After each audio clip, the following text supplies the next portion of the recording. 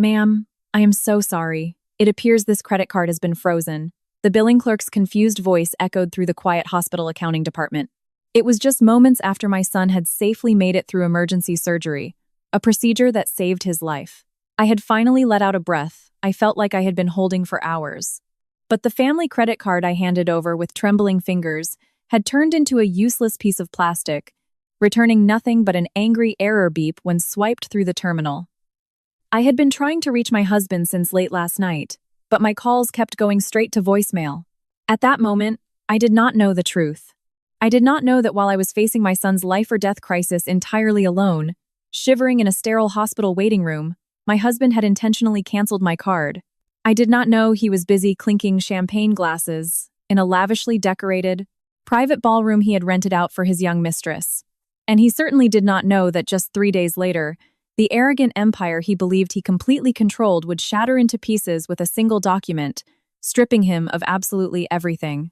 The clock on the wall read just past 3 in the afternoon. Listening to the steady, rhythmic breathing of my teenage son, Tyler, sleeping in his hospital bed, I exhaled deeply. The nightmare that had begun the previous night was finally starting to settle. Mom, my stomach is killing me. Just remembering Tyler groaning in agony at midnight made the blood drain from my face. I initially thought it was a severe stomach bug, but his unnatural sweating and pale skin told me otherwise. I did not hesitate to call 911. A ruptured appendix. The emergency room doctor's diagnosis was cold and urgent. Every second mattered. They rushed him into emergency surgery, leaving me to wait alone on a hard plastic chair in a freezing hallway until dawn. Staring at the glowing red light above the operating room doors, I prayed to whatever God was listening, begging over and over for my son's life. During those agonizing hours, I called my husband, Richard, dozens of times. The ringing just echoed emptily in my ear. Staring at his name on my glowing phone screen, I rubbed my freezing hands together. Richard was the CEO of a mid-sized tech firm in Chicago. He traveled often, and his absence from home was nothing new. However, even with our marriage as cold and distant as it had become, the fact that he was not even reading my text messages about his own son fighting for his life filled me with a deep, suffocating despair. After the successful surgery, Tyler was moved to a standard recovery room. I went down to the first-floor billing department to handle the admission paperwork, the required deposit, and the extra fee for a private room. I pulled out the family credit card bearing Richard's name.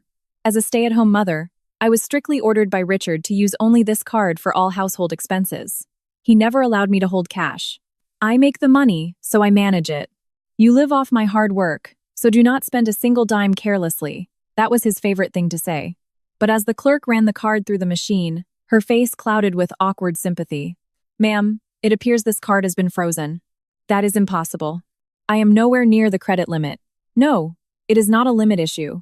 The error code indicates a temporary restriction placed manually by the primary account holder. The primary account holder.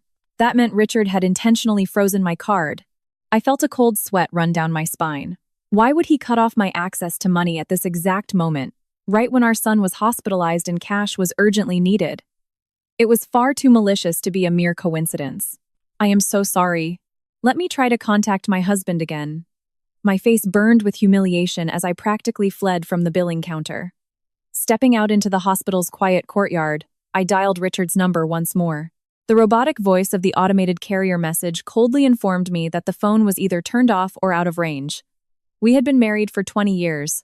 Richard had always been a proud man, but ever since he took over the company left behind by my late father and sat in the CEO's chair, his arrogance had spiraled out of control. Who do you think puts food on this table? That was his daily mantra at home. He treated me like a live-in maid. As for Tyler, Richard offered no fatherly love, only crushing pressure, constantly treating him as a defective heir to his corporate throne. Even so, I had desperately endured it all to keep the peace. I worried about neighborhood gossip, but mostly, I just wanted to maintain a calm and stable home until Tyler graduated from high school. Giving up on his cell phone, I dialed the direct line to the CEO's office at the company. After 3 rings, Marcus Thorne, the chief of staff, answered. Marcus was one of the few trustworthy people left at the firm, a man who had dedicated his life to the company since my late father's era. CEO's office, Marcus speaking. Marcus, it has been a while. This is Eleanor. Actually, Tyler had a medical emergency last night and was hospitalized. I desperately need to reach Richard. Is he there? For some reason, the man on the other end of the line choked on his words. Eleanor, Tyler is in the hospital? That is terrible. Is he all right?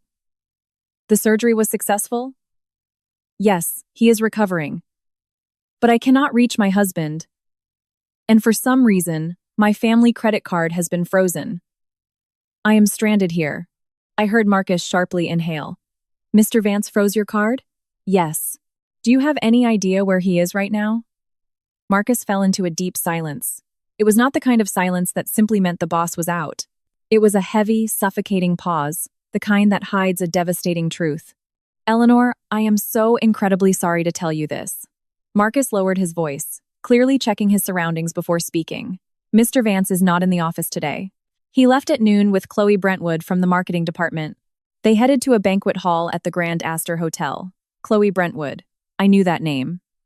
She was a flashy, 32-year-old marketing executive at Richard's company. Rumors that she was the CEO's favorite and received special treatment had even reached my ears. A banquet hall? Is he entertaining clients? I asked. Marcus sounded physically pained as he replied. No, it is a completely private party. I heard he rented out the entire ballroom to celebrate Chloe's birthday. My mind went completely blank. While our son was writhing in agonizing pain, hovering between life and death on an operating table, my husband was renting out a luxury hotel ballroom to celebrate his young mistress's birthday. And to ensure I could not interfere, he had deliberately frozen the card I used to survive. Marcus, can you text me the exact name of the venue? I asked. My voice surprisingly cold and eerily calm. After hanging up, I opened the internet browser on my phone and searched for Chloe Brentwood's public social media accounts. Right at the top of her profile was a post updated just an hour ago. Best birthday ever. My amazing man rented out the entire ballroom at the Grand Astor just for me. He even cut off his wife's credit card today, so I know he only loves me. I am following this man for the rest of my life. Below the caption was a picture of a young, smiling woman holding a crystal champagne flute, her arm wrapped tightly around Richard's neck. Behind them, lavish floral arrangements and the glittering Chicago skyline filled the frame. The moment I saw that photo, something inside my heart completely and irreversibly snapped. It was a physical sound in my mind. It was not sadness. It was not even rage. It was the sound of a cold, ruthless, and absolute resolve falling into place. Standing in the freezing wind of the hospital courtyard, I stared at the glowing screen. If that is how you want to play this, I will show you absolutely no mercy. I whispered the words into the empty air. I opened my contacts and began searching for a specific number. It was a number I had never used in 20 years, a final trump card left to me by my late father, one I had sworn never to touch in the name of family peace. The sky outside Tyler's hospital window was the heavy, cloudy gray of a Chicago winter. Looking at my son's sleeping face, still connected to an IV drip, I gripped my freezing hands into tight fists. Why did I endure this for so long? My quiet voice dissolved into the silence of the hospital room. The reality that my husband had frozen my credit card and rented a hotel for his young mistress was now staring me in the face. Realizing this, I violently cursed my past self. I had spent 2 decades convincing myself that keeping the peace and preserving the illusion of a family was the right answer. What was it all for? I was 28, and Richard was 32 when we got married. Back then, Richard was just a serious, hardworking, mid-level manager at the tech firm my father had built from the ground up. He was a clumsy man who led with sincerity rather than blind ambition, never complaining about working late hours. That was what drew me to him. I do not deserve a woman like your daughter, sir, but I swear I will spend my entire life making her happy. I still vividly remember Richard bowing his head, sweating nervously, when he asked my father for my hand in marriage. Back then, I truly believed there was no lie in his words. The first few years of our marriage were incredibly peaceful. When Tyler was born, the 3 of us lived in a modest apartment. We did not have much money, but our home was always filled with laughter. But the gears of our life began to slip 10 years ago. My father, the CEO of the company, passed away suddenly from a heart attack. Before we could even process the grief, the company faced a succession crisis. My father had highly valued Richard's hard work while he was alive, and the board of directors agreed that it was only natural for the founder's son-in-law to take the helm. And so, at 42, Richard became the second-generation CEO of my father's company. They say money and power change a person, and Richard was the living proof of that proverb. The moment he sat in the CEO's chair and tasted absolute authority and massive wealth, he morphed into a completely different human being. Your old man's methods were outdated. From now on, I am going to build this company my way. He threw those words at me across the dinner table barely 6 months into his tenure. At first, I tried to convince myself it was just the stress of the job making him defensive. But Richard's attitude grew more arrogant by the day. He systematically pushed out the loyal, veteran executives who had supported my father, replacing them with young, compliant sycophants who praised his every move. Chloe Brentwood was clearly one of them. His attitude toward me at home turned as cold as ice. I am out there fighting every day, carrying the livelihoods of hundreds of employees on my back. What exactly do you do sitting around the house all day? If I even slightly disagreed with him, Richard would furrow his brow and glare down at me with absolute disgust. He took complete control of our finances. One day, he forced me to transfer every single dollar from my personal checking account into a new account he controlled, handing me that single-family credit card in return. A stay-at-home wife does not need cash. Put the groceries on this card. The transaction alerts go straight to my phone, so if you waste my money, I will know immediately. It was a life under constant surveillance. If I bought slightly more expensive organic fruit at the supermarket, he would sneer and ask, "Who exactly do you think allows you to eat so well?" I began to hesitate, even going to the hair salon. Slowly but surely, I killed my own emotions just to survive. But there were 2 distinct reasons why I swallowed the word divorce and endured his abuse in silence. The first was Tyler. Ever since he was little, Tyler was a gentle, sensitive boy. Richard treated him harshly, constantly barking, "You are my heir. Stop whining and get perfect grades." He never showed the boy an ounce of fatherly affection. If I defied Richard and demanded a divorce, his massive financial resources and social status meant I would likely lose the custody battle. I absolutely refused to leave Tyler alone in the clutches of such a ruthless man. I swore to act as my son's shield until he graduated high school and became an adult. The second reason I endured it all was for the company my father left behind and the employees who worked there. People like Marcus, the chief of staff who had just told me the truth, were still there out of loyalty to my father. There were people enduring Richard's toxic leadership solely to protect my father's legacy. I convinced myself that if I made a scene and dragged down the CEO, it would only hurt those loyal employees. Looking back now, I realize I was using convenient excuses to run away from reality. How meaningless and foolish my endurance had been. Looking at Tyler's pale face as he shifted uncomfortably in his hospital bed, tears finally spilled hot and silent down my cheeks. When my son was crying out in pain, sweating in agony in the dead of night, I had not even known my card was canceled. I had not known my husband was locked in a luxury hotel with his mistress. I had just panicked helplessly. What if this hospital had a strict policy refusing surgery without an upfront payment? What if Tyler had started crying and asking for his father before going into the operating room? What would I have told him? My belief that enduring the abuse would protect my family was a complete delusion. All I had done was enable Richard's arrogance, allow his mistress to mock me, and reduce myself to a powerless mother who could not even guarantee her son's safety in a crisis. I am ending this. Wrapping both of my hands around Tyler's cold ones, I spoke the words clearly into the empty room. I will not let that man control my life or my son's life for one more second. There was not a single drop of sadness left in me.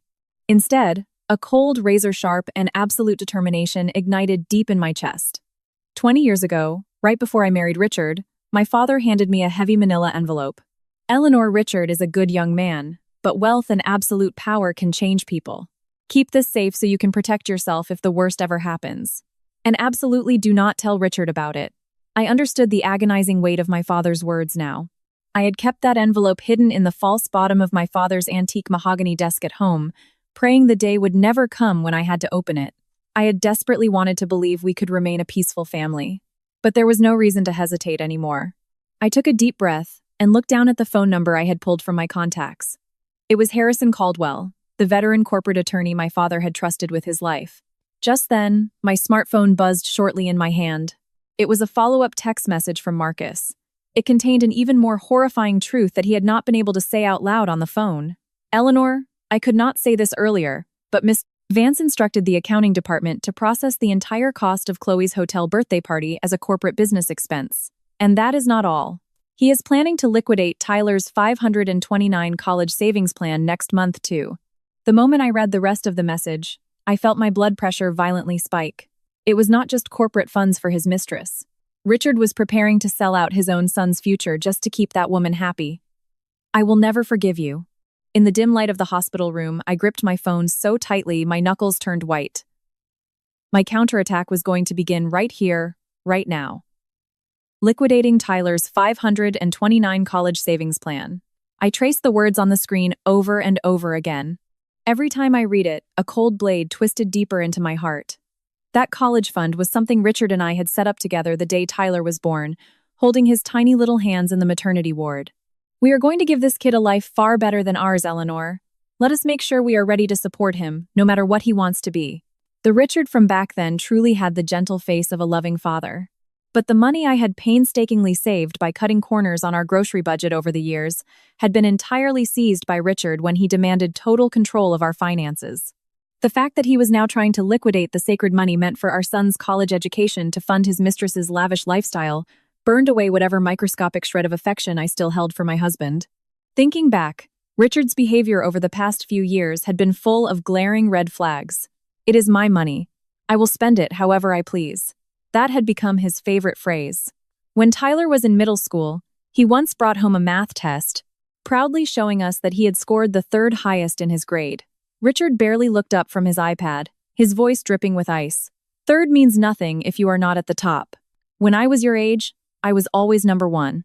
You have my blood in your veins, so why are you so stupid? You are not even worth the investment. I will never forget the way Tyler's small shoulders trembled as he quietly hid the test paper behind his back, staring at the floor. To Richard, our son was nothing more than a piece of property, or perhaps a defective subordinate. Over the past few months, Richard's behavior had escalated entirely out of control. He spent almost every weekend away from home, claiming he had mandatory executive golf retreats or out-of-state networking events. Whenever he returned, his expensive tailored suits reeked of a sickeningly sweet, cheap perfume I would never wear. When I timidly mentioned the smell one evening, I still remember the absolute zero glare he shot me. A clueless housewife like you would never understand, but a CEO has to entertain clients at high-end clubs downtown. It is part of the job. Do not exhaust me with your pathetic jealousy. He had looked down at me like I was an insect. Since then, he had placed complex passcodes on his phone and started carrying it with him into the bathroom and the shower. As I sat in the silent hospital room recalling these humiliations, my phone vibrated again. The name on the screen read Beatrice Vance. Beatrice was Richard's mother. She was a deeply prideful woman who valued social status and the public image of her eldest son above absolutely everything else. Hello? Eleanor? I heard Tyler is in the hospital. Is that true? Her voice carried not a single ounce of grandmotherly warmth or concern. She sounded entirely inconvenienced, as if a nuisance had occurred. Yes, he was rushed to the ER late last night in absolute agony. He had to have emergency surgery for a ruptured. Oh, please, stop exaggerating. He is a growing boy. He probably just had a tummy ache. Calling an ambulance? Do you have any idea how bad that makes our family look if the neighbors start gossiping? I am not exaggerating, Beatrice. It was a life-threatening situation. He is still on an IV drip. When I raised my voice slightly, my mother-in-law scoffed loudly into the receiver. This is what happens because you do a terrible job managing his diet. Anyway, I hope you have not been bothering Richard with dozens of phone calls. He is carrying the entire company on his shoulders right now. It is a crucial time for him. Just last night, he had someone deliver a box of imported artisan chocolates to my house. He said one of his brilliant female executives picked them out for me. She sounds like a truly attentive and classy young woman, unlike you. A real CEO's wife knows how to handle domestic issues on her own without getting in her husband's way. A brilliant female executive. A cold chill ran down my spine. Did Beatrice know about Chloe Brentwood?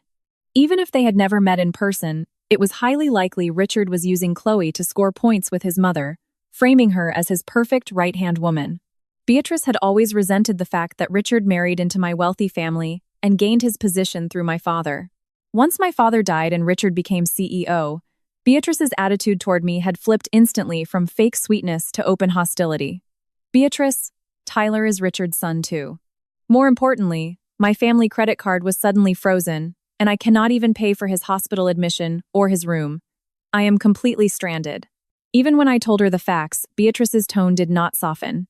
Well, of course it is frozen. You constantly waste Richard's hard-earned money. I am sure he finally lost his patience with you. Even if it used to be your father's company, Richard's brilliant talent is the only reason it is still standing today. Learn your place, Eleanor. If you need hospital money so badly, why do you not figure it out using whatever scraps your family left you? The call abruptly disconnected, leaving a harsh beep echoing in my ear. Whatever scraps my family left me. Beatrice did not know that Richard had forcibly seized even the small personal savings my father had left me, claiming that married couples should consolidate all their wealth. I quietly locked my phone and looked at Tyler's sleeping face one more time. Mom is going to run home for a little bit, sweetie. I will be right back. I whispered to my sleeping son and asked the nurses for temporary leave. I desperately needed to return to our house in Winnetka to pack a duffel bag with a change of clothes, toiletries, and overnight essentials for the hospital stay. Taking a taxi from the hospital, I arrived at our sprawling estate in the quiet, wealthy suburb. Opening the heavy oak front door, the chilling air of the massive house brushed against my cheeks. This house was far too large for 3 people, and somewhere along the line, it had lost all its warmth, turning into nothing more than a cold, empty box we returned to for sleep. After packing Tyler's things into a duffel bag in his room, I stopped in the hallway. My eyes locked onto the door at the very end of the corridor, Richard's home office. Tyler and I were strictly forbidden from ever setting foot inside that room. Richard always claimed it housed highly classified corporate secrets. The heavy door was usually secured with a deadbolt. But today, as if pulled by an invisible magnet, I stood in front of it and placed my hand on the cold brass knob. Click! The door unlatched and swung open. In his rush to get to his mistress's birthday party, Richard had made a fatal, arrogant mistake. He had forgotten to lock it. The room was dim and smelled faintly of dust. The massive mahogany bookshelves lining the walls were filled with complex economic textbooks and business biographies that clearly had never been opened, mere decorations to make him look like a great intellectual. Without hesitating, I walked straight to his heavy executive desk. If what Marcus said about the college fund was true, the paperwork had to be in here. I took a deep breath and pulled the top drawer. Office supplies and business cards. The second drawer held general corporate files. Then I looked at the deep bottom drawer. It was always secured with a built-in lock. But today was different. A small silver key had been left carelessly sticking out of the keyhole. With trembling fingers, I slowly pulled the heavy drawer open. Inside, a thick black leather planner had been tossed carelessly on top. I picked it up and opened it. Slipped between the pages were several documents. The first was indeed the liquidation request form for Tyler's $529 college savings plan. Richard's signature and the official notary stamp were already on it. The second document bore the familiar logo of our company's real estate broker. It was a luxury high-rise penthouse lease agreement in Chicago's exclusive River North neighborhood. The guarantor paying the lease was Sterling Tech Solutions. But the name printed under the primary residence section made me doubt my own eyes. Chloe Brentwood. He was using corporate funds to rent a luxury penthouse for his mistress under the guise of a company expense. Was he liquidating his own son's college fund to buy high-end Italian furniture for their love nest? But it was the third item, an old, worn bank statement booklet hidden at the very bottom of the drawer, that made the blood completely reverse direction in my veins. The name printed on the front of the booklet was Eleanor Sterling, my maiden name, but I had absolutely no memory of opening an account at this specific bank. Ever since becoming a stay-at-home mother, the only access to money I had was that single-family credit card. With shaking hands, I flipped open the booklet. Line after line of unbelievable transactions stared back at me. Hundreds of thousands of dollars were being regularly deposited, only to be immediately withdrawn. The source of those massive deposits? The irrevocable trust fund my father had left exclusively in my name when he died. Richard had claimed my financial literacy was too poor, tricking me into handing over my signature and my original inheritance documents, claiming he was managing our wealth together. In reality, he had secretly created a new account in my name, drained my father's hard-earned legacy into it, and was siphoning the cash out. And in the transaction memo section, next to the massive withdrawals, a name was clearly printed, CHLOE, Brentwood. My vision literally burned red. Richard was treating the blood, sweat, and tears my father had poured into his life's work as an endless fountain of cash to keep his young mistress entertained. A cold, crushing, and absolute fury took complete control of my body, pushing aside any remaining shred of sadness. I pulled out my smartphone and muted the camera shutter sound. I took crystal clear, perfectly focused photos of every single page of the bank statements, the college fund liquidation request, and the penthouse lease agreement. I made absolutely sure every letter and number was legible. Not a single tear fell. My hands were no longer shaking. What was driving me now was not the despair of a betrayed wife, but the quiet, oceanic rage of a human being whose father's legacy and son's future had been trampled with muddy boots. After capturing all the evidence, I opened my phone again and scrolled deep into Chloe Brentwood's social media. I had only looked at her birthday post earlier, but as I went back several months, I found a digital graveyard of hideous vanity and obsessive, mocking posts directed at me, the legal wife. The CEO's wife is wearing cheap rags in the supermarket checkout line again today. LOL. He told me he cannot even stand looking at such a miserable, frumpy woman anymore. I am his real wife. Sushi date in the loop today. He said he refuses to touch that outdated hag with a 10-foot pole. She just leeches his money. Moving into our new penthouse paid for by the company soon. He has a useless parasite of a son, but he promised me he is kicking the kid out the second he graduates high school. Cannot wait to be a real family. Just the two of us. Useless parasite. The moment I read those words, the very last microscopic fragment of warmth I held for Richard shattered into dust. Mocking me was fine. Looking down on me as a clueless housewife was fine. But Richard and this woman were treating Tyler, who was currently fighting through agonizing pain alone in a cold hospital bed, like a laughingstock.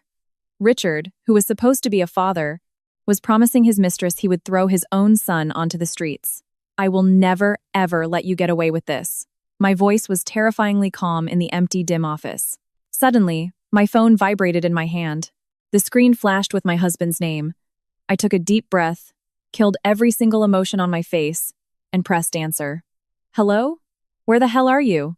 Richard's booming, furious voice instantly assaulted my ear. I heard you called Marcus at the office and made a scene. Have I not told you 1,000,000 times not to bother the office with your pathetic domestic issues when I am entertaining crucial clients? He lied about entertaining clients with zero hesitation, his voice dripping with arrogance and devoid of a single ounce of guilt. I did not change the tone of my voice at all, I answered quietly. It was not a pathetic domestic issue. Tyler was rushed to the emergency room last night with a ruptured appendix. He had emergency surgery and is still hospitalized. He could have died. I called you dozens of times, but you never answered. Richard choked on his words for a fraction of a second. But immediately, I heard him click his tongue in sheer annoyance. So what? Did he die? He is fine now, is he not? Stop exaggerating. You have always coddled him. Tell him to man up and deal with the pain. I am at a crucial turning point for the company's future right now. Do not interfere with my business over a kid's stomach ache. The family credit card is frozen. I cannot pay the hospital bills. I stated the facts bluntly. Richard let out a cruel, barking laugh. Of course it is frozen. I noticed you have been wasting too much money lately, so I cut you off to teach you a lesson. If you do not have the money, go sell your dead mother's vintage jewelry to pay the bill. Listen to me. I am flying out of state for a business trip tomorrow. Figure out the hospital discharge yourself. Understood, I replied shortly. Reflect on your behavior. Richard spat out before hanging up forcefully. His mistress was more important than his son's life. That was the final answer the man I had spent 20 years with had given me. I stared at the black screen of my phone. Richard was making a fatal miscalculation. He genuinely believed I was a powerless, economically crippled woman who had no choice but to crawl and cling to him. He thought he was the absolute master of our universe. I returned the drawer to the exact, millimeter-perfect state I had found it in. The angle of the key, the order of the documents, the position of the planner, everything was flawless, so Richard would never suspect a thing. I picked up the duffel bag with Tyler's clothes and walked out of the office. But I did not head for the front door. Instead, I walked to the very back of the estate, into my late father's old private study, a room we kept preserved exactly as he left it. I walked over to my father's massive, antique mahogany desk. Dad, I am so sorry. I was so obsessed with preserving the illusion of a family that I completely forgot what I actually needed to protect. Whispering in my heart, I reached under the desk and pressed a hidden latch my father had shown me decades ago. A small secret drawer popped open. Inside lay the heavy, aged manila envelope he had handed me right before my wedding. Eleanor, keep this safe so you can protect yourself if the worst ever happens. His voice echoed vividly in my mind. With trembling hands, I broke the wax seal on the envelope and pulled out a thick stack of legal documents. The moment my eyes scanned the bold legal print on the very first page, I forgot how to breathe. Written in absolute, undeniable legal terms was the true identity of the supreme entity that controlled the company Richard sat atop. My husband had no idea. He thought he had conquered the world through his own brilliance over the last 20 years. He did not realize he had been dancing in the palm of my late father's hand the entire time. Burying my father's documents deep at the bottom of the duffel bag, I rushed back to the hospital. Pushing open the door to the room, the sharp smell of antiseptic and the rhythmic, sterile beeping of the heart monitor greeted me. Tyler, now awake from the anesthesia, called out to me with a frail voice. "Mom, Tyler, are you okay? Does it hurt anywhere? Are you thirsty?" I rushed to his bedside. Tyler nodded weakly, looking slightly relieved. But almost immediately, his pale face turned toward the door, his eyes wandering as if searching for someone. "Is Dad coming?" Those words violently gouged my heart. Enduring the excruciating pain of a ruptured organ and the terror of being wheeled into a freezing operating room, this boy had been searching for his father.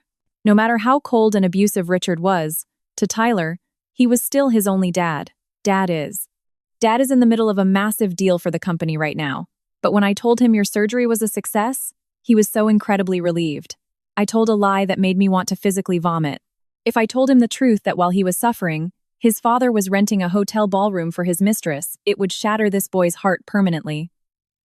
"Oh, if it is for work, I guess it cannot be helped." Tyler looked down sadly, gripping the blanket tight. He looked so devastatingly pitiful that I had to bite the inside of my cheek to stop myself from crying as I gently stroked his hair. 3 days passed. Tyler's recovery went smoothly, but during those 3 days, Richard did not show his face at the hospital a single time. Not a visit, not a phone call, not even a single text message. During that time, I managed to cover the immediate hospital expenses and daily necessities using the small amount of emergency cash I kept hidden, along with a personal loan I begged from an old, trusted friend. On the afternoon of the 3rd day, as Tyler was finally able to eat solid food, my phone buzzed while I was resting in the hospital cafeteria. The caller ID showed Richard's name. I took a deep breath, shoving my emotions into the deepest, darkest trench of my heart, and pressed answer. "Hello? Well, have you cooled your head yet?" The voice on the other end was not a father worried about his son. It was the voice of a tyrannical dictator, confident he had battered his subject into total submission. Richard had purposefully cut off contact for 3 days, waiting for me to hit rock bottom financially so I would come crawling back in tears. "Cooled my head? What exactly do you mean?" I asked quietly. Richard scoffed loudly. "Still trying to play tough? I froze your card. There is no way a useless housewife like you can pay thousands of dollars in hospital bills and private room fees. I bet you have been humiliating yourself at the billing counter, finally realizing just how much you rely on my grace. I am flying back from my business trip today. Is my wife ready to apologize?" He went on a lavish vacation with his mistress, while economically terrorizing his wife just to feed his own superiority complex. His bottomless selfishness actually made me dizzy. If this were me 3 days ago, I would have been screaming and crying into the phone. "How can you be so cruel? Do you not care about your own son?" But today, there was not a single trace of that woman left. "Apologize?" Richard demanded. "Yes, you need to apologize. Your attitude toward me lately has been completely unacceptable. Who do you think sweats blood every day to keep a roof over your head? If you get on your knees and beg for forgiveness when I get home, I might unfreeze the card. Oh, and to make up for the stress you caused me by interfering with my work, I am selling that vintage Mustang your old man left in the garage." Every word dripping from Richard's mouth reeked of profound contempt for me and my family. He was going to sell my father's treasured classic car just to funnel more cash to his mistress. I moved past anger and genuinely began to find this man hilarious. He had absolutely no idea that the ground beneath his feet had already begun to crumble. "I understand. I am so sorry. It was my fault." I forced my voice to tremble, playing the part of the broken, defeated wife. You should have just said that from the beginning. Women just need to shut up and listen to their husbands. When the hospital discharges him, take a cab home and have my dinner ready. I am not picking you up." With that, he hung up on me. The robotic beep echoed in my ear. I pulled the phone away and stared at the screen. Richard was utterly convinced he had won. He was drunk on the sweet illusion that he had completely dominated me with his financial violence. Perfect. I muttered to no one in particular. I will let him swim in his delusion a little longer. The higher he thinks he is standing, the harder the impact will be when he hits the concrete. Right after I hung up, another call came through. It was Beatrice, my mother-in-law. Richard must have immediately called her to boast that he had put me in my place. Eleanor? I just heard from Richard. Do you really have zero self-awareness as the wife of a CEO? You waste money constantly and then you have the audacity to rebel against him? I am very sorry, Beatrice. Ever since your father died, that company has survived solely on Richard's pure genius and relentless hard work. Stop acting like the princess founder's daughter and learn how to submit to your husband. Making a massive fuss and ruining Richard's workflow just because your boy got a little tummy ache. You are a failure as a mother. Her words were designed to mercilessly strip away my dignity. In the past, her venom would have crushed me, leaving me sobbing in bed, believing I truly was a worthless wife. But today, I did not waver. I knew exactly what they were doing. Their talk of a wife's duty and social status were nothing but chains meant to keep me enslaved. Yes, Beatrice. I completely understand my place now. When I replied with a dead calm voice, Beatrice sounded slightly thrown off, but quickly recovered. As long as you understand, she spat and ended the call. Looking out the cafeteria window, the freezing Chicago wind whipped through the bare trees. I took a deep breath, feeling the heavy weight of the legal documents hidden at the bottom of my bag. My father's true legacy, my absolute power over the company, and the digital evidence of Richard's embezzlement. The stage for my counterattack was almost set. I opened my contacts and tapped a number. After a few rings, the person answered. Hello? Marcus? I am so sorry to bother you on your day off. It was Marcus Thorne, the chief of staff who owed his career to my late father. Eleanor, how is Tyler doing? He is recovering beautifully, thank you. Marcus, I want to thank you from the bottom of my heart for telling me the truth 3 days ago. I spoke quietly, and Marcus choked up on the other end, his voice dropping into a low, determined whisper. Eleanor, actually, besides what I told you the other day, I have uncovered several highly suspicious financial movements orchestrated by Mr. Vance and Chloe Brentwood. I cannot fight this alone. I desperately needed to consult with you. What a coincidence, Marcus. I found some very interesting things inside Richard's locked home office. You did? Marcus, can you meet me tomorrow afternoon at the diner near the hospital? There are things I need you to look at, and there is someone I need you to meet. After a brief pause, Marcus answered with fierce determination. I will be there. My husband had no idea. While he was laughing at me on the phone, absolutely certain he had broken my spirit, his most trusted executive and his supposedly powerless wife were currently setting the explosive charges at the foundation of his sandcastle. Eleanor. I am so sorry. In the back booth of a quiet, old-fashioned diner a few blocks from the hospital, Marcus Thorne bowed his head deeply. The 45-year-old executive had dedicated his life to sterling tech solutions since my father's era. He was a deeply sincere and honest man. Marcus, please raise your head. You have absolutely nothing to apologize for. When I spoke softly, Marcus looked up with an expression of pure agony. Deep, dark bags hung under his eyes. I could instantly tell how much psychological torture he had endured for years, desperately trying to manage Richard's tyrannical behavior. Eleanor, over the past few months, the CEO's actions have crossed every legal and moral line. He is using corporate funds. I am certain that money is vanishing straight into Chloe's pockets and funding their lavish lifestyle. Whenever I or the veteran board members try to question it, he just screams, I make the money. If you have a problem, resign. Marcus's voice shook with suppressed rage. The company my father had nurtured with his own hands, the profits generated by the blood and sweat of employees working to feed their families, were being drained like water just to feed the vanity of a young mistress. I gripped my cold hands tightly in my lap. Marcus, I have something I need you to see as well. I pulled a manila envelope from my bag. It contained the photos I had taken inside Richard's office, printed out in high resolution at a local pharmacy. What is this? The moment Marcus looked at the photos, he stopped breathing. The liquidation forms for Tyler's 529 college plan, the corporate lease agreement for the luxury River North penthouse, and the copies of the secret bank statements created in my name. Richard stole the private inheritance my father left me, quietly moved it to an account I did not know existed, and has been wiring it directly to Chloe Brentwood every month.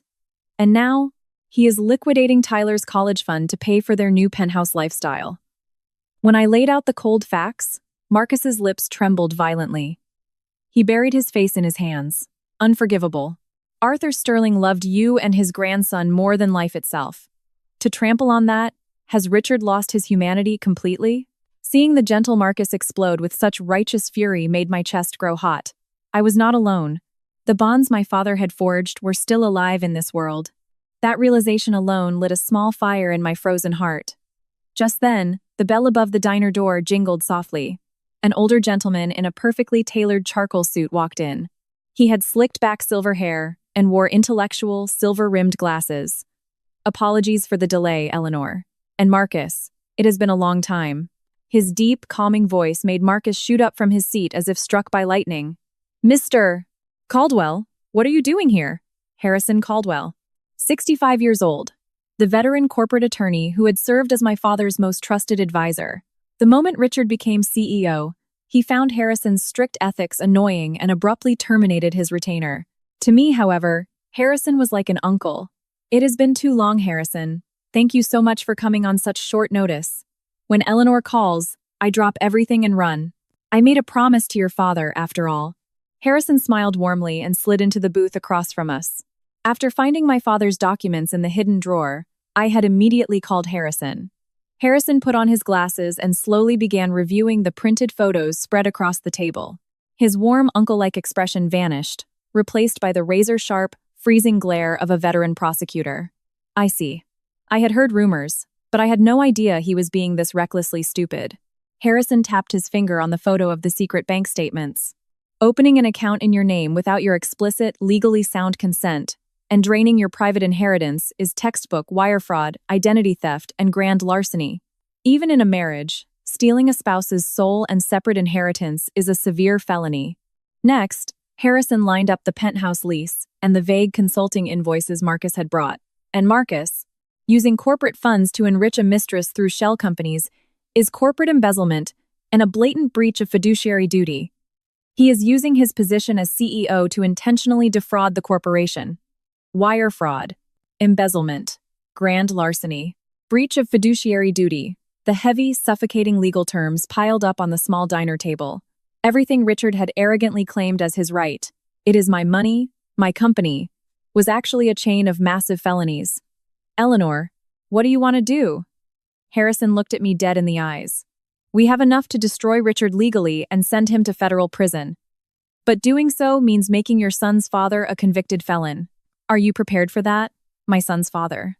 For a fraction of a second, the image of Tyler looking for Richard in the hospital bed flashed through my mind. If Richard was arrested, it would leave a permanent scar on Tyler's life. But as if to sever that hesitation, the memory of Chloe Brentwood's Instagram post burned in my brain, calling Tyler a useless parasite, laughing at him. I am prepared. I looked up and met Harrison's gaze without blinking. I will tell Tyler the truth myself, and I will spend the rest of my life protecting him. But I absolutely will not let that man cannibalize my father's company and destroy the lives of our employees any longer. I want to take everything back from Richard. Hearing my words, Harrison gave a single, firm nod. Marcus bowed deeply. Eleanor, I will fight alongside you to the bitter end. It is the least I can do to repay Arthur. Well said. You truly are Arthur Sterling's daughter. Harrison smiled in deep satisfaction. He opened his black leather briefcase and pulled out a thick, legal binder. Actually, Eleanor, we might not even need to drag the FBI or the courts into this to completely annihilate Richard. Harrison placed an old, heavily watermarked document on the table. It was the shareholder registry. Richard genuinely believes he has absolute dominion over this company as CEO, but he is operating under a catastrophic legal misunderstanding. When I looked at him in confusion, Harrison explained calmly. Before your father passed, he evaluated Richard's work ethic highly, but he secretly feared the arrogance and cruelty hiding beneath the surface. So, he set up a legally impenetrable firewall to ensure Richard could never truly steal the company.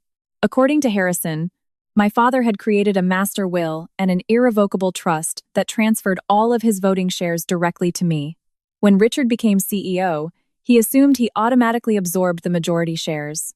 Harrison had used complex legal maneuvering to block Richard from ever actually acquiring them. Richard arrogantly assumed that, as your husband, he controls your assets. He has been illegally forging your proxy signature at shareholder meetings for a decade, parading around as the majority owner. But the legal reality is entirely different. Eleanor, you hold 60% of the voting shares. You are the absolute majority shareholder. I stopped breathing. This means, with a single word, you can convene an emergency extraordinary shareholder meeting and fire Richard Vance as CEO immediately. Fire him. The sheer weight of those words hit me like a freight train. No matter how much Richard raged, no matter how much corporate money he funneled to his mistress, if I simply chose to, I could strip the CEO title from him tomorrow morning. My father had left me the ultimate weapon to protect myself if Richard ever turned on me. Dad. The back of my throat burned, and my vision blurred. During the 20 years I spent shrinking myself to keep the peace, my father had been watching over me from that antique desk, waiting for the day I finally decided to stand up and fight. Eleanor, there is one more thing you need to hear. Marcus pulled a small digital audio recorder from his pocket with a grim expression. I pulled the dashcam audio from the executive black car Richard uses. This is from last night, when he was being driven to Chloe's penthouse. It might be hard to listen to, but you need to know exactly who you are dealing with. I nodded quietly. Nothing could break my heart anymore. Marcus pressed play. Through the static, Chloe's whiny, irritating voice filled the air. Richard, when are you going to dump that frumpy old hag? I am sick of being a secret. I want to walk into the company gala as the CEO's actual wife. Richard's response was a sickeningly indulgent, arrogant drawl. Relax, Chloe. It is almost over. I froze her family card yesterday. Right now, she is probably bawling her eyes out in the hospital because she cannot pay the kids' medical bills, waiting to crawl back and beg me for mercy. Geez, you could at least pay the hospital bill. You are so evil. Richard. That defective kid doesn't even feel like my own flesh and blood. The second he is discharged, I am kicking him out of the house. Paying his college tuition is a waste of capital. He can take out predatory student loans and figure out how to survive on his own. The moment I heard those words, my hands clamped onto the edge of the table so hard my knuckles turned white.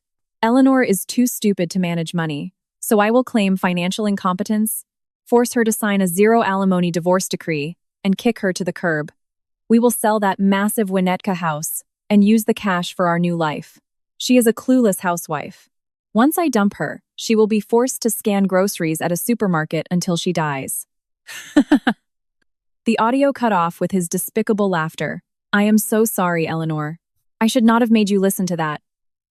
Marcus looked down in shame. Harrison's brow was deeply furrowed in disgusted silence.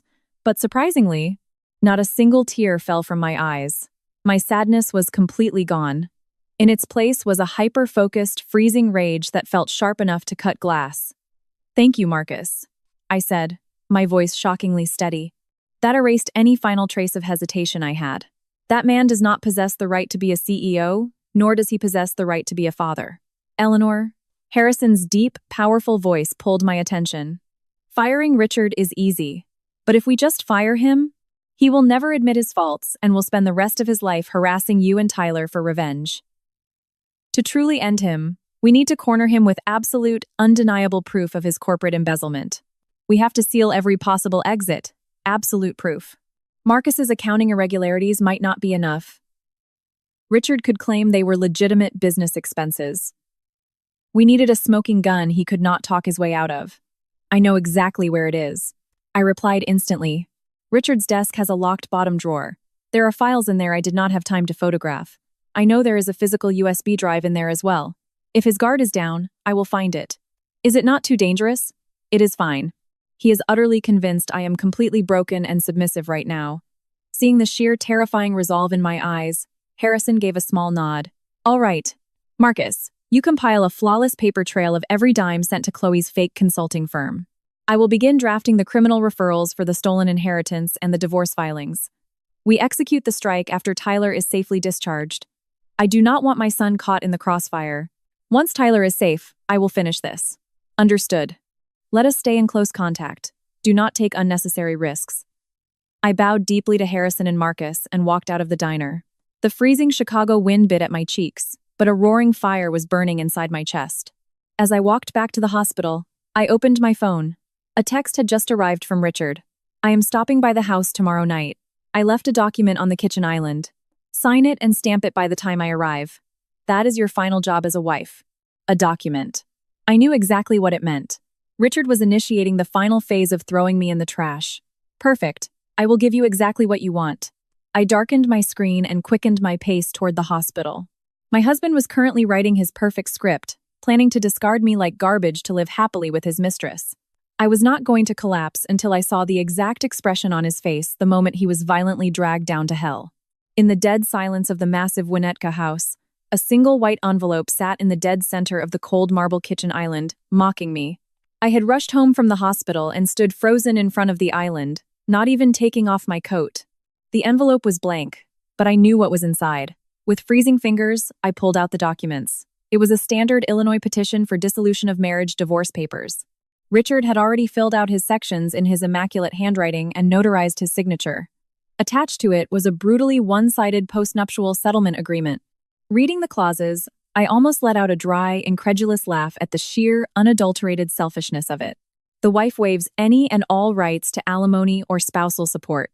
All marital assets, including the primary residence and all bank accounts, shall remain the sole property of the husband.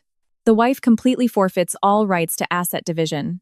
The wife shall retain full physical and legal custody of the minor child, Tyler. However, the husband shall not be liable for any child support, medical expenses, or future educational costs.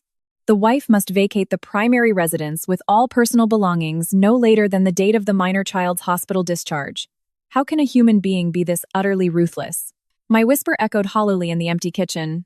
A woman who had walked beside him for 20 years was being treated not just with zero gratitude, but as toxic waste to be disposed of without a single penny to her name.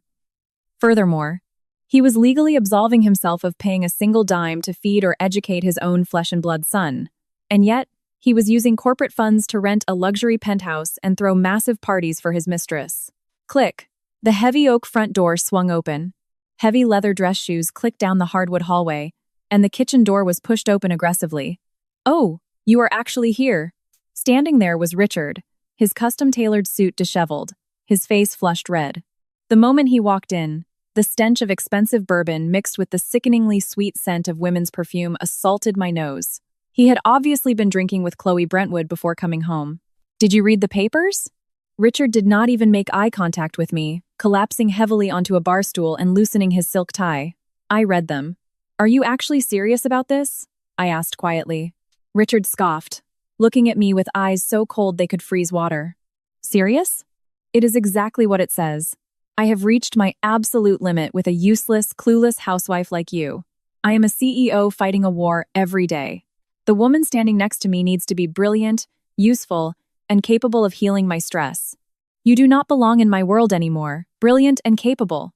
He genuinely believed his mistress, who was currently leeching the company dry, was a top-tier executive. "What about Tyler?" I asked. "He is still in high school. College is going to cost a fortune. You are refusing to pay a single cent in child support?" Richard clicked his tongue in extreme annoyance. "I already told you, I am not wasting capital investing in a weak, defective kid who cannot even be my proper heir. He is a coward because of how you raised him. When he gets out of the hospital, he is your problem. Let him take out student loans. You can go flip burgers to feed him. My father's money helped pay for this house. And you are telling me to forfeit everything and leave?" At my words, Richard's face flushed with violent rage. He slammed his hand on the marble counter. "Still whining about the past? Your father's company only got this big because I took over. If that old fool was still in charge, we would have gone bankrupt years ago. Everything we have is built on my absolute genius and my sweat. I am not giving a parasite like you a single red cent." Richard stood up, towering over me. "Listen to me carefully. My mother is sick and tired of you too. She told me to quickly marry a capable, respectable woman. You do not have a single ally left in this world, Eleanor. Shut your mouth, sign the papers, and get out." Beatrice was on board with the divorce. Richard had likely fed her lies about me bankrupting the family with my spending, hinting that he had a brilliant, wealthy new woman waiting in the wings. Knowing Beatrice's obsession with status, she would gladly help him throw me onto the street. Richard pulled a Mont Blanc fountain pen from his breast pocket and threw it violently onto the marble counter. It made a sharp, clattering sound. "Tyler gets discharged the day after tomorrow. Pack your trash and be gone by then. I am leaving for a business trip tomorrow, so I will not have to look at your miserable face again. If I come back and find even one of your belongings left in this house, I am burning it on the front lawn." I slowly picked up the heavy fountain pen from the counter. My hands did not shake. No tears came. Looking at this arrogant, violently narcissistic man, all I felt was a profound sense of pity for how utterly pathetic he was. I understand. I will do exactly as you say. I spoke with a voice completely devoid of human emotion. I flipped to the signature page of the divorce decree and smoothly signed my name. I did the same on the postnuptial agreement. You should have just known your place and surrendered from the start. Richard smiled a hideous, twisted grin of total victory. He snatched the signed documents out of my hands. He was absolutely convinced he had destroyed me and thrown me into the abyss of despair. Start packing. I am taking a shower and going to bed. I have an early flight. With that, Richard turned his back to me and arrogantly marched upstairs to the master bathroom. Soon I heard the heavy blast of the luxury rain shower turning on. Standing alone in the kitchen, I let out a long, quiet breath. Richard thought that once he filed that paperwork, he could start his perfect new life with his mistress. But those documents would never be filed. Long before he could hand them to a judge, he was going to lose his company, his social standing, and his entire life. I turned and looked at the suit jacket Richard had carelessly thrown onto the sofa. The shower was still running. I had at least 10 minutes. Walking silently over to the jacket, I slipped my hand into the inner breast pocket. My fingertips brushed against cold, hard metal. It was the silver key he kept on him at all times, the key to the bottom drawer of his office desk.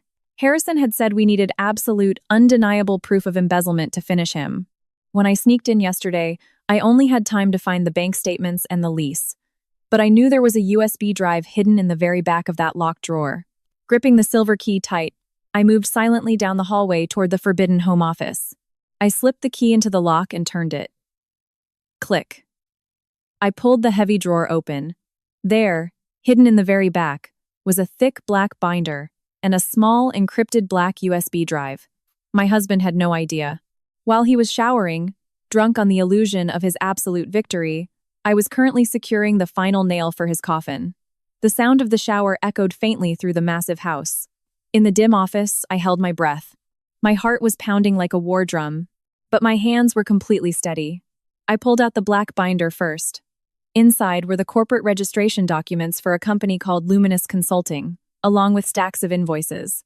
The invoices were for vague services like new project strategy consulting and web interface optimization, billing Sterling Tech Solutions hundreds of thousands of dollars every single month.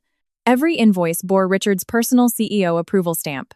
I looked at the CEO listed on Luminous Consulting's registration. I almost laughed out loud. Chief Executive Officer, Chloe Brentwood. Marcus was right. Richard had made his mistress set up a shell company and was illegally funneling massive amounts of corporate capital into it under the guise of fake vendor payments. In the back of the binder, Richard had kept his own handwritten ledger. It was a terrifyingly detailed record, showing how he pulled money from the shell company to pay for Chloe's penthouse rent, luxury vacations, and designer bags. But what caught my eye next made my blood run entirely cold. Monthly wire to mother, $3,000. The source account for those wires was the secret account Richard had created using my stolen inheritance. Beatrice, who constantly berated me for being a useless parasite who wasted money, had been secretly accepting a $3,000 monthly allowance from Richard, praising him as a genius son, completely unaware or not caring that the money was being stolen directly from my dead father's trust fund. How much further can you people insult my family?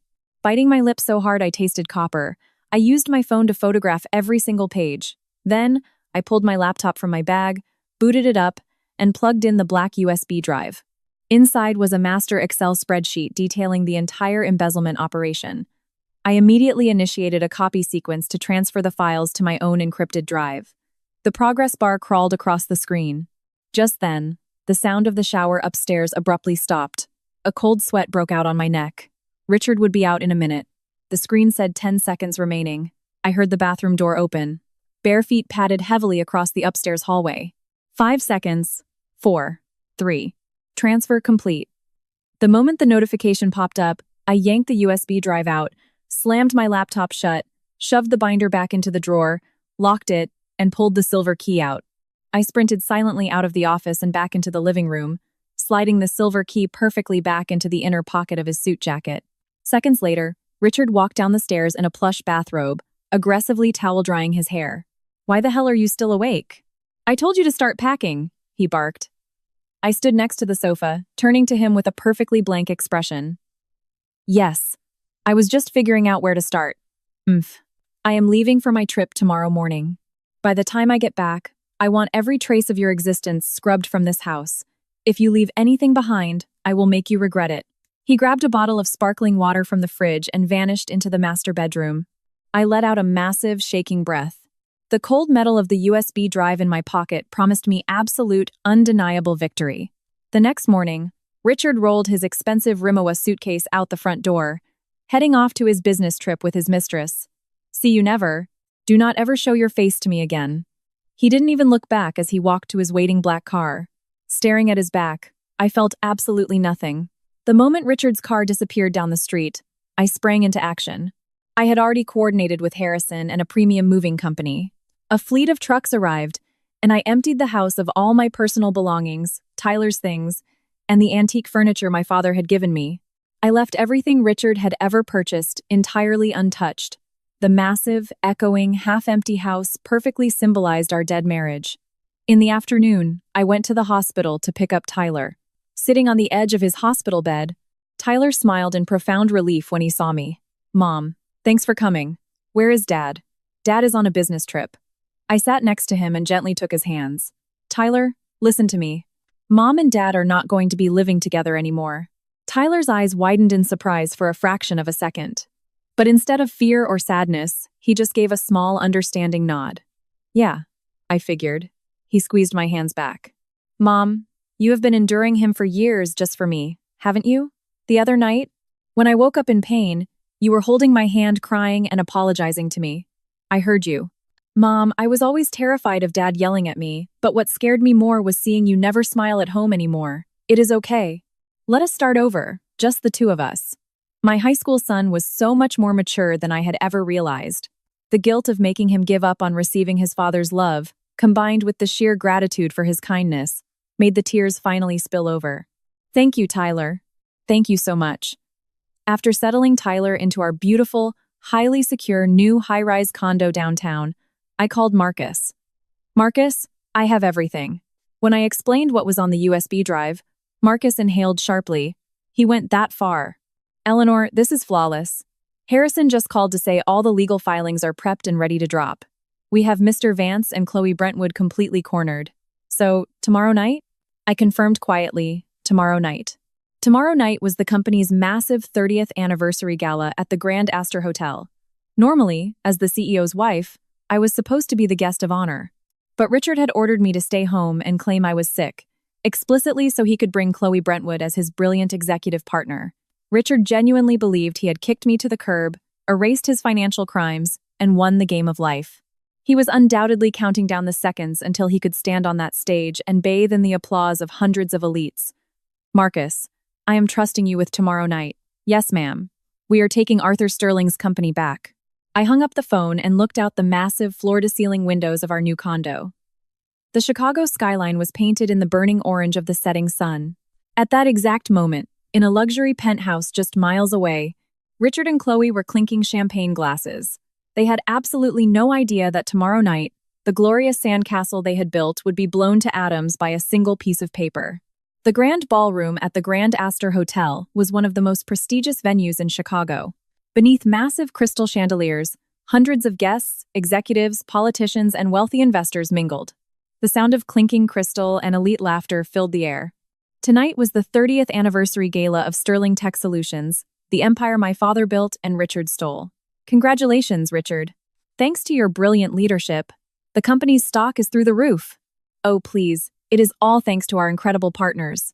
Just wait until you see what I do next. Surrounded by a sycophantic crowd of board members and investors, Richard was in an unimaginably good mood, sipping Dom Perignon. He was practically radiating arrogance. Standing right next to him, wearing a skin-tight, blood-red evening gown, was Chloe Brentwood. She clung to his arm as if she were already the queen of the empire. Chloe, you look absolutely stunning tonight. A middle-aged investor flattered her.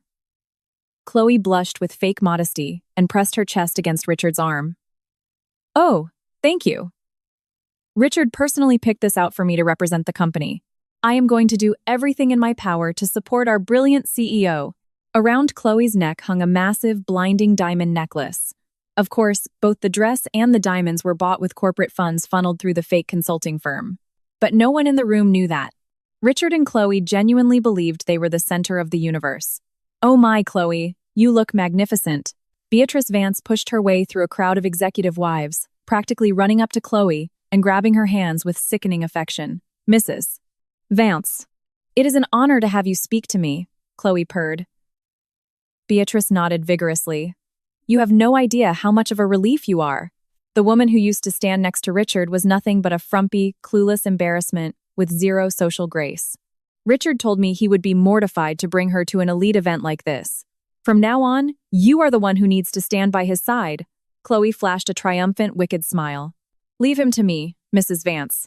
Seeing his mother and his mistress getting along so perfectly, Richard felt an overwhelming surge of godlike superiority.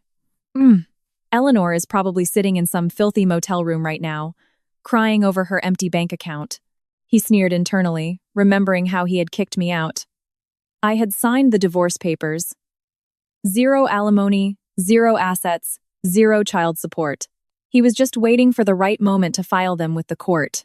As far as he was concerned, his annoying wife and defective son were human trash, permanently removed from his glorious life. "Mr. Vance, it is time for your keynote speech." A hotel event manager approached. Richard adjusted his silk tie, puffed out his chest, and marched toward the grand stage like a conquering emperor. Meanwhile, just a few miles away in our new condo, I was standing in front of the full-length mirror in the master bedroom. I was not wearing the cheap, practical clothes I usually wore to the supermarket.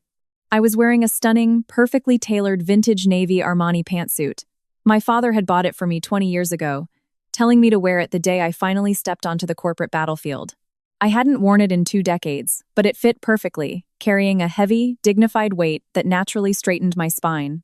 "Mom?" Tyler poked his head into the room. When he saw me, his eyes widened in shock before melting into a warm, incredibly proud smile. "You look amazing. You look like a CEO." I smiled gently. "Thank you. Grandpa bought this for me. When I put it on, I feel like he is pushing me forward." Tyler's face grew serious, and he walked over, taking both of my hands. "Go get him, Mom. I am going to be right here waiting for you. I will be back before you know it. I am making your favorite burgers for dinner tonight, so save your appetite." Drawing courage from my son's warmth, I picked up my leather briefcase. Inside were the true voting shares proving I was the absolute majority owner, the emergency resolution drafted by Harrison to fire the CEO, and the USB drive containing the undeniable proof of Richard's criminal empire. Stepping into the back of a black town car, I watched the neon lights of Chicago blur past the window. I felt no fear. I felt no sorrow. I felt only the cold, absolute resolve of an executioner coming to take back what was stolen from my family. For 20 years, I had let them bind me in chains of a wife's duty and protecting the peace. They mistook my endurance for weakness. They stole my father's legacy, tried to destroy my son's future, and attempted to throw me in the garbage. I will never forgive you. I am taking my life and my father's company back tonight. The town car pulled up to the grand entrance of the Grand Astor Hotel. The valet opened the door, bowing deeply. I stepped out into the freezing night air and walked through the glass doors. The sharp, authoritative click of my black stilettos echoed against the marble lobby floor. It sounded like the ticking of a time bomb, counting down the final seconds of Richard's life. Inside the grand ballroom, Richard was gripping the microphone on stage, bathing in the blinding spotlight. "Thank you all for coming tonight. Sterling Tech Solutions has survived for 30 years because of the relentless." The crowd was dead silent, hanging on his every word. Richard was planning to use this exact moment to publicly announce Chloe as the president of a new subsidiary, a move designed to give her even more unchecked access to corporate cash. Chloe was waiting in the wings, puffing her chest out in anticipation. "As we step into a new era, I have a massive announcement regarding the future of our executive team." Richard raised his voice to a crescendo. Right at that exact second, Marcus Thorne walked briskly onto the stage from the side and whispered something into Richard's ear. Richard glared at him furiously. "Do not interrupt me right now," he hissed away from the mic. But Marcus did not flinch. With an entirely deadpan expression, he shoved a single piece of paper directly into Richard's chest. What is this?" The blood instantly drained from Richard's face. His voice cracked, the microphone broadcasting his panic to the entire ballroom. A bizarre, uncomfortable silence crashed over the hundreds of guests. Richard was staring at the bold legal header on the document, Notice of Extraordinary Shareholder Meeting and Immediate Termination of Chief Executive Officer.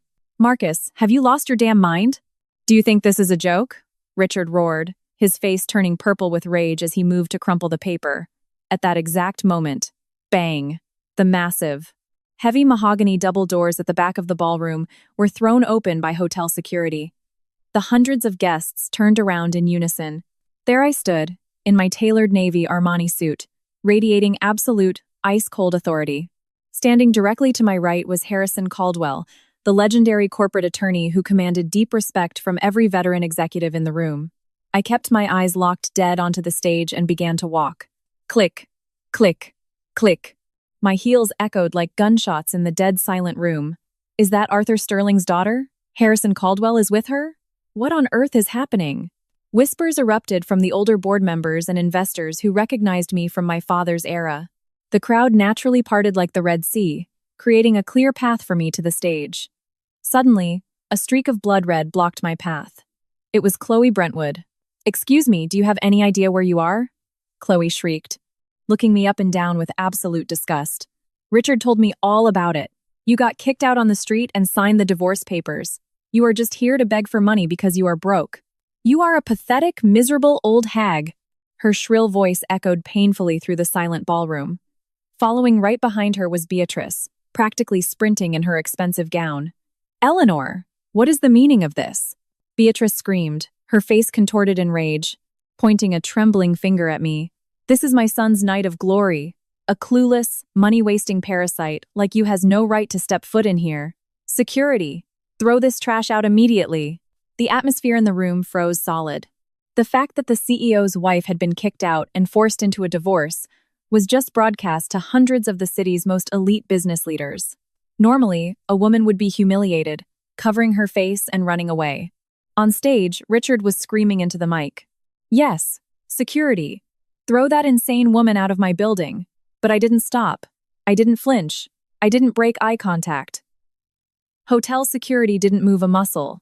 Harrison had already briefed the hotel management and the local police that a legally sanctioned corporate takeover was in progress.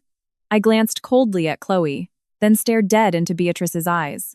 "Beatrice, I am not here tonight as Richard's pathetic ex-wife. What are you talking about? And Chloe, you are right. I was kicked out. My family credit card was frozen, and I was left unable to pay for my own son's emergency surgery." I spoke with a voice so calm and chilling it echoed to the back of the room. A wave of horrified murmurs swept through the crowd. He froze her card while her son was in surgery? I walked right past the two pale-faced women and stopped directly in front of the stage. Richard was staring down at me, gripping the microphone like a lifeline, his eyes bulging as if looking at a ghost. "Eleanor, why are you here? I told you to pack your trash and leave." Richard's voice wasn't filled with anger anymore. It was shaking with undeniable, primal terror. The perfect reality he thought he controlled was disintegrating before his eyes. "Richard, I received the divorce papers and the zero alimony settlement agreement you forced me to sign." I reached into my briefcase, pulled out the green-stamped divorce decree and the brutal postnuptial agreement, and held them up for the hundreds of guests to see. Then, I slowly and deliberately ripped them into tiny pieces, letting the confetti fall to the floor. "Are you insane?" Richard screamed. "The only insane person here is you. While your own son was hovering between life and death in an emergency room, you were using stolen corporate funds to rent a ballroom for your mistress's birthday. You even tried to liquidate your son's college fund to pay for it. What kind of monster calls himself a father and does that?" The ballroom exploded into chaos. CEOs, board members, and investors stared in absolute horror, looking back and forth between Richard and the woman in the red dress. "Shut up! You are lying!" Richard roared. "She is just a jealous, hysterical housewife trying to ruin me. Security! Drag this crazy bitch out of here!" He screamed until his lungs gave out, but no one moved. "She is not lying." Harrison Caldwell's deep, booming voice cut through the chaos like a thunderclap. "Ladies and gentlemen, I apologize for the interruption of this celebration. I am Harrison Caldwell, the former General Counsel of Sterling Tech Solutions. I am here tonight as the legal representative of Miss Eleanor Sterling." The moment Harrison spoke, the veteran executives gasped. "Mr. Caldwell is back. Richard Vance, Harrison commanded. Read the document Marcus just handed you. It is a legally binding notice of an extraordinary shareholder meeting, convened by the absolute majority shareholder, to terminate you with cause. Do not be absurd. Richard threw the microphone to the floor, sprinting to the edge of the stage, veins popping in his neck. I am the majority shareholder. I am the CEO. Eleanor's voting proxies belong to me. No, they do not. I cut him off, my voice dropping the temperature of the room to absolute zero. The stock my father left behind. 60% of the absolute voting shares belong exclusively to a trust in my name. The proxy signatures you have been using to control the board for the last 10 years were forged using my stolen identity.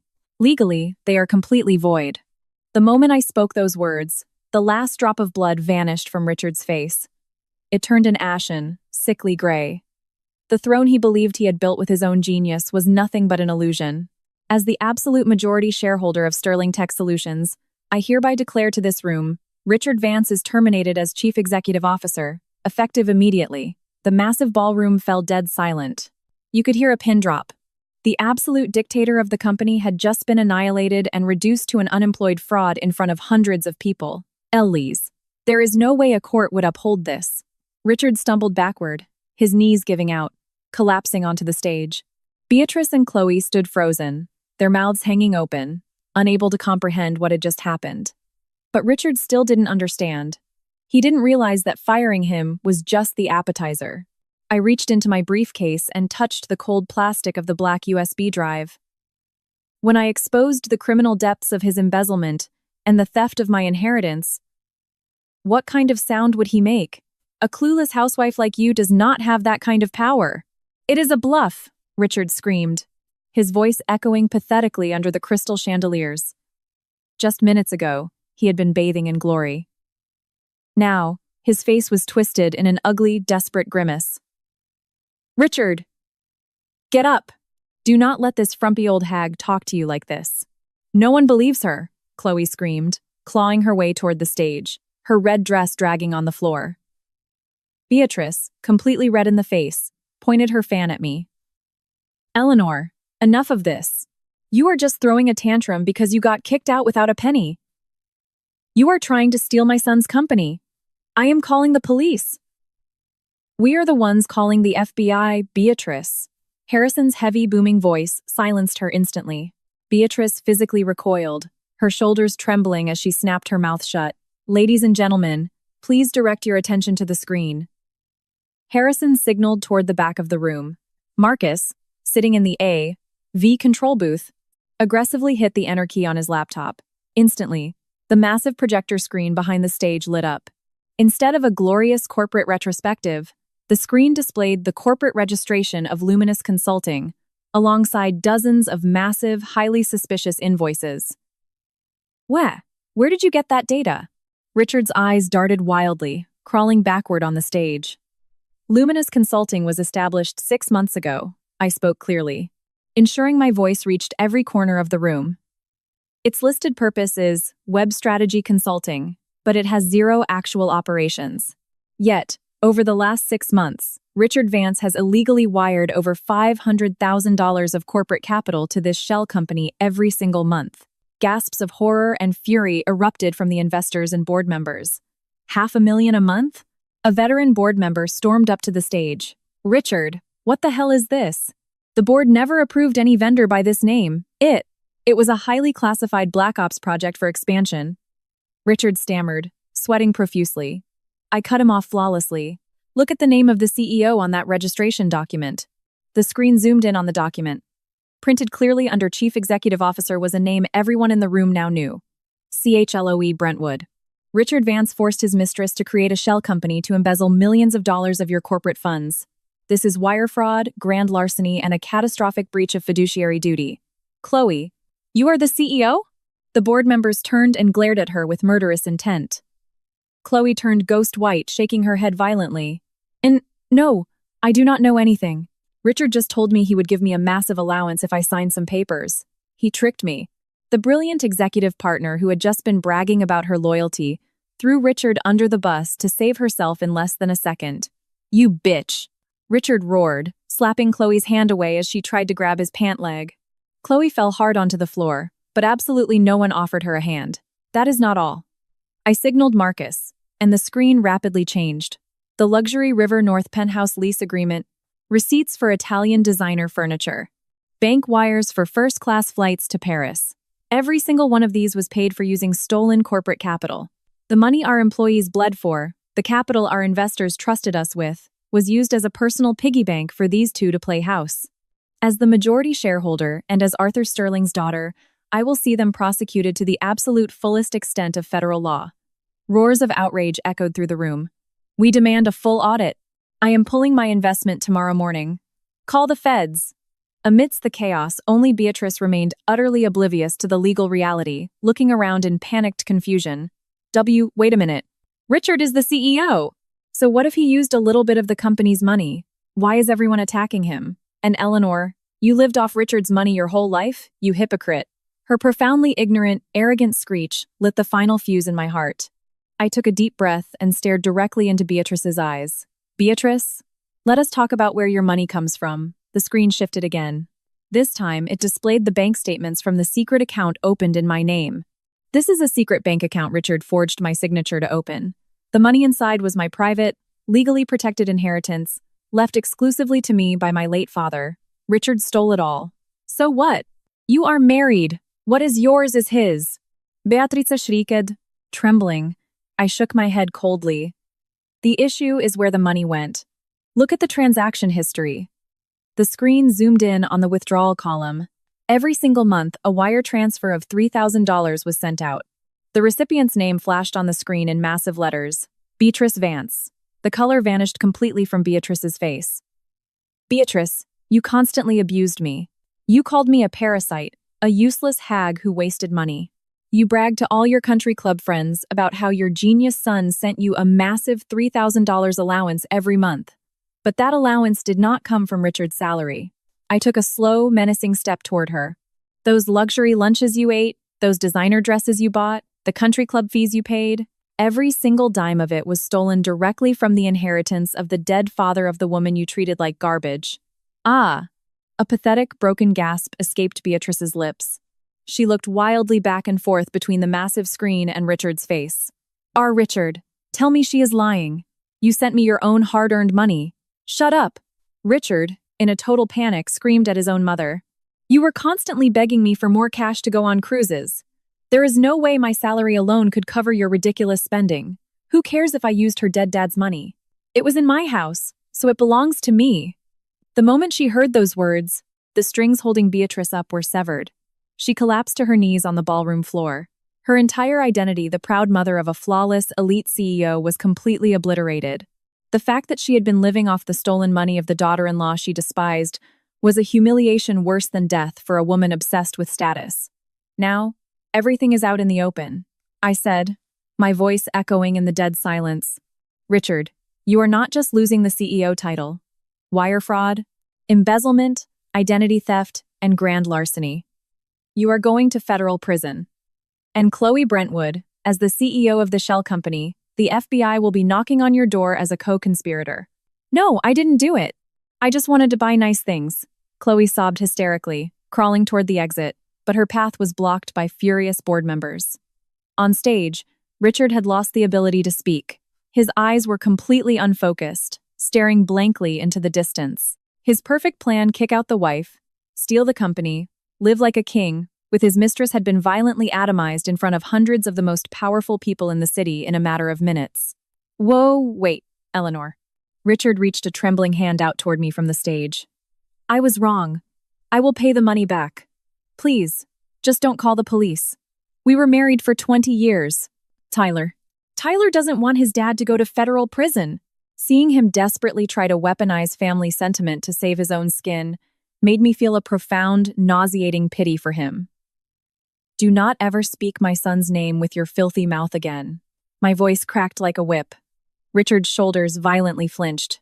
While you were popping champagne in a hotel with your mistress, I was sitting alone in a freezing hospital hallway, begging God to take my life instead of Tyler's. Richard gasped for air, tears streaming down his face. That night, you died to me. So do not ever call yourself his father again. I delivered the final blow. Richard let out a guttural scream of pure despair, slamming his fists into the stage floor. Not a single person in the room looked at him with an ounce of sympathy. The loyal employees, the investors, the board members, they all looked at him like he was a cockroach. It is over. I let out a small breath, bowed slightly to Harrison, and turned to leave. There was no need to watch the rest of this pathetic display. The lawyers and the feds would handle the rest. But just then, Marcus came sprinting out of the AV booth, his face completely pale, clutching a single printed fax in his hand. He looked terrified. His hands were shaking violently, and he was gasping for air. "Marcus? What is wrong?" I asked. Marcus looked at me, then glared down at Richard, groveling on the stage. "Miss Sterling, I just received an emergency flash report from the head of accounting." Marcus's voice was a violent mix of rage and pity, trembling so hard the microphone picked up the vibration, echoing through the silent ballroom. Richard looked up, staring at Marcus with pleading eyes. But the words Marcus was about to read were the ultimate death sentence, burning away whatever microscopic shred of hope Richard had left. "I will read the report," Marcus announced. At 3:00 p.m. today, the primary corporate account for Luminous Consulting was entirely drained. The funds were wired to an untraceable offshore cryptocurrency wallet. The account balance is zero. Furthermore, Luminous Consulting recently took out a $2 million corporate loan from our primary bank to expand operations. The bank's fraud department just flagged the account and is demanding immediate, full repayment of the $2 million. $2 million. The entire ballroom gasped. Richard shot up like he had been electrocuted. What? $2 million? I never authorized a $2 million loan." "No, Mr. Vance, you did not authorize it as CEO. Marcus glared at his former boss with ice-cold contempt. "Because you wanted to hide it from the board of directors, you bypassed corporate approval. You signed the $2 million loan as the personal, individual guarantor for Chloe Brentwood's company. Accounting confirmed with the bank. Your personal signature and social security number are on the guarantee documents." The final drop of color vanished from Richard's universe. He hadn't just made his mistress open a shell company.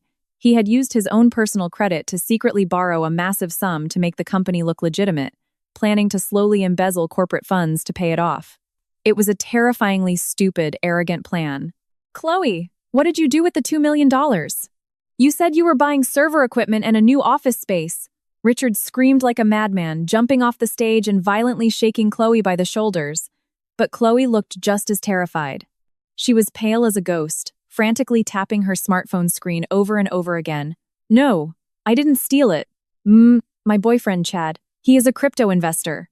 He told me if I wired the $2 million to his offshore wallet, he would double it in a month. He said we could dump you and move to Dubai together. So I wired him the money this afternoon, but his phone is disconnected, and he blocked me on Instagram." The moment she confessed, the entire ballroom fell into a state of stunned disbelief.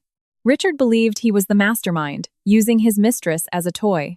In reality, Chloe had a younger boyfriend, and they had played Richard for an absolute fool, draining his credit to the bone and leaving him holding the bag. You conned me?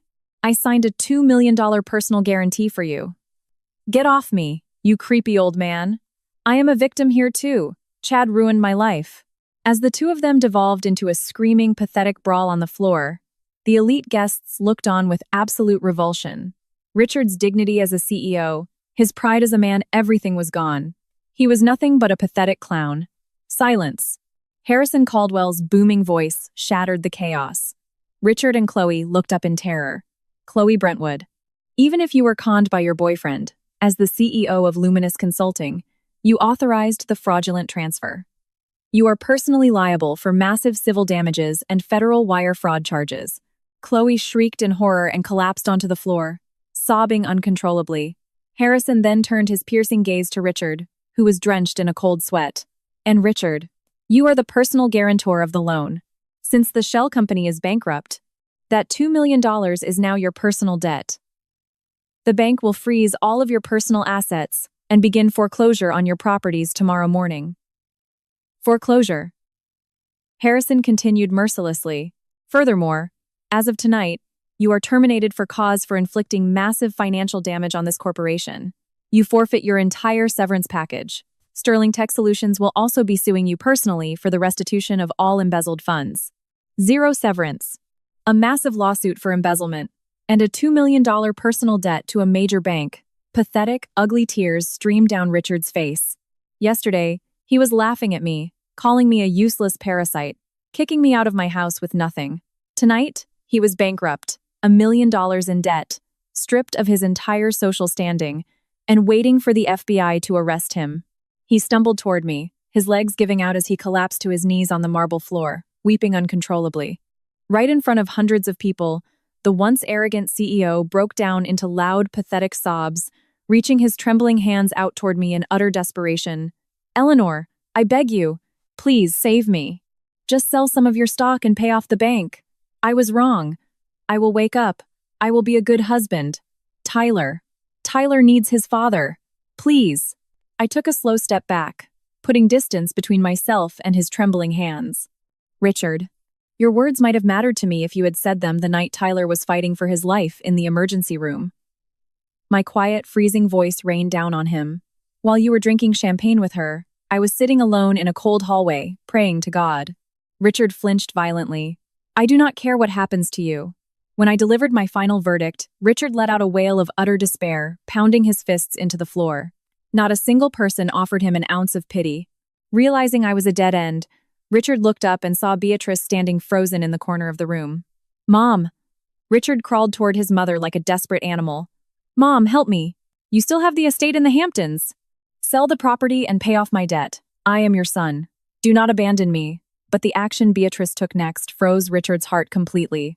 Beatrice looked down at him as if he were a diseased rat. She violently yanked her expensive gown out of his grasp and kicked his hand away. "Do not touch me!" Beatrice screeched, her voice cracking in panic. "Have you lost your mind? A $2 million debt? Sell my estate? Why on earth should I have to pay for your disgusting mistakes? Mom, it is me. I am your genius son. You are proud of me. Proud of you?" Beatrice's face was purple with rage. "You fed me money you stole from your wife's dead father. You got conned out of $2 million by a cheap mistress. You are not a CEO, you are a common criminal. You ruined my retirement." For Beatrice, whose entire existence revolved around social status, a bankrupt, humiliated, criminal son was no longer her genius boy. He was a radioactive threat to her survival. "You are a disgrace. I am cutting all ties with you." "Mom, no."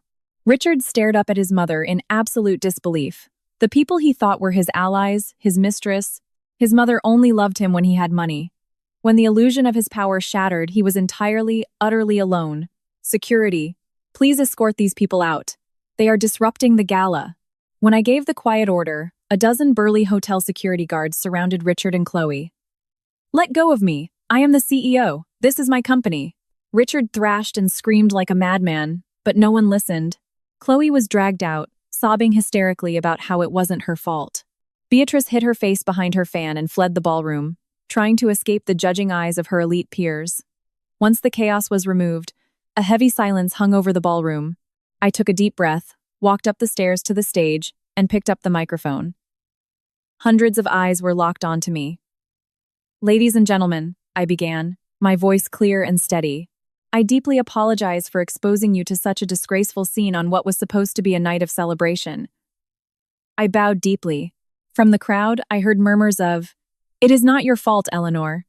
He deserved it." 30 years ago, when my father founded this company, his core philosophy was the happiness of his employees and absolute integrity with our partners. Over the last few years, those values were destroyed. As the majority shareholder, I take full responsibility for allowing this to happen. I am truly sorry. I bowed again. I saw a few veteran board members wiping their eyes with handkerchiefs.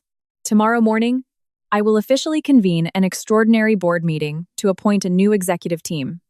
I would like to nominate the man who has spent his entire life protecting this company and its employees, Marcus Thorne, for the position of Chief Executive Officer. Marcus's head snapped up in sheer shock. Miss Sterling, I cannot." "Marcus, there is no one else." I smiled warmly at him. "You love this company and its people more than anyone. Harrison Caldwell will return as our general counsel to support you. Ladies and gentlemen, please continue to support the new Sterling Tech Solutions." The moment I finished speaking, the ballroom was dead silent for 1 second, and then it erupted into a deafening, thunderous standing ovation. "Congratulations, Marcus. Welcome back, Harrison.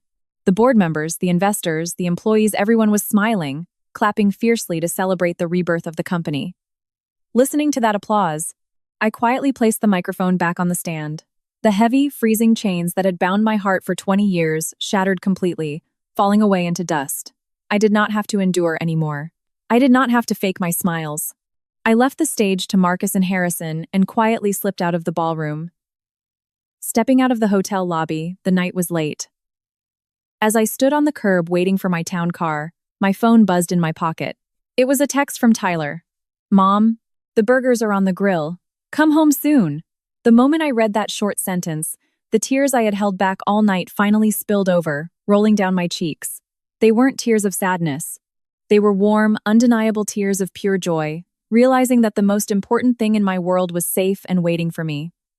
I am on my way. I wiped my tears and looked up at the Chicago night sky. Through a gap in the clouds, a single, bright star twinkled gently. It looked exactly like my father's warm, proud smile. 6 months passed. The brutal Chicago winter melted into a bright, breezy spring, and the scent of early summer began to drift through the city. Opening the floor-to-ceiling windows of our high-rise condo, a warm, gentle breeze swept through the living room. On the kitchen island, 2 mugs of fresh coffee steamed next to the smell of crispy bacon. "Morning, Mom. Are we doing scrambled eggs today?" Tyler walked out of his bedroom, wearing his high school uniform, his hair sticking up in the back. In the 6 months since his surgery, he had grown an inch taller, his face losing its childish roundness, replaced by a confident, mature jawline. He was perfectly healthy and thriving at school. "Morning. I am making cheese omelets today, your favorite. Sit down." I smiled as I watched Tyler happily pull out a bar stool. In this house, there were no more mornings filled with a man's angry screaming. There was no more suffocating tension, walking on eggshells just to survive the day. There was only peace.